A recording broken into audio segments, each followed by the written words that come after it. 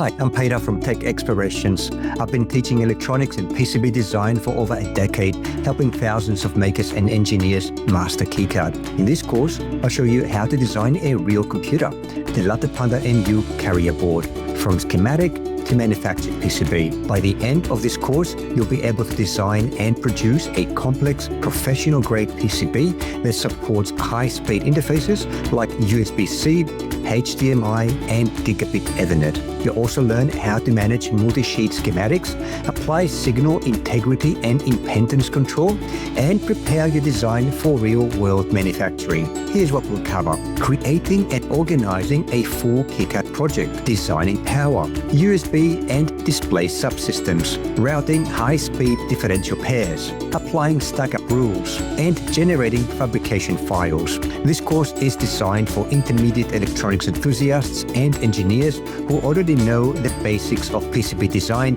and want to take the next big step: creating a complete computer board. If you've ever built Arduino or ESP32 projects and wondered how high-speed systems are designed, then this course is for you. Join me in this course and let's design a computer together. Click enroll to get started or preview the free lectures now.